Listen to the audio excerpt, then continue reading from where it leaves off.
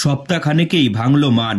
শুভেন্দু অধিকারী তার বাড়ি পৌঁছতেই ক্ষোভ তুললেন নন্দীগ্রামের দলত্যাগী বিজেপি নেতা অশোক করণ। শনিবার নন্দীগ্রামের বিজেপি বিধায়ক শুভেন্দুর সঙ্গে সাক্ষাতের পর দলত্যাগী নেতা বললেন, শুভেন্দু অধিকারীর সঙ্গেই রয়েছি, রাগ অভিমান থাকতেই পারে, শুভেন্দু অধিকারীর সঙ্গে ছিলাম, আছি এবং থাকব। গত 29শে ডিসেম্বর নন্দীগ্রামের গোকুলনগর গ্রাম পঞ্চায়েত এলাকার দুই বিজেপি নেতা অশোক করণ এবং দেবাশিস দাস সহ তাদের বেশ কয়েকজন সহকর্মী রীতিমতো সাংবাদিক বৈঠক করে বিজেপি ত্যাগ করেছিলেন। সেই সময় শুভেন্দু বলেছিলেন, দুই নেতার দল ছাড়াই বিজেপির কোনো ক্ষতি হবে না।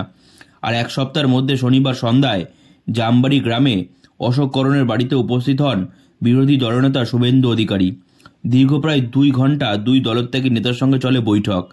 বিরোধী দলনেতা চলে যাওয়ার পরে সাংবাদিকদের মুখোমুখি হয়ে অশোক করণ এবং দেবাশিস দাস বলেন, আমরা শুভেন্দু অধিকারীর সঙ্গেই রয়েছি, রাগ অভিমান থাকতেই পারে, শুভেন্দু অধিকারীর সঙ্গে ছিলাম, আছি এবং থাকব। দলত্যাগী দুই নেতার বাড়িতে শুভেন্দুর আশা নিয়ে কটাক্ষ করেছে রাজ্যের শাসক দল তৃণমূল কংগ্রেসও।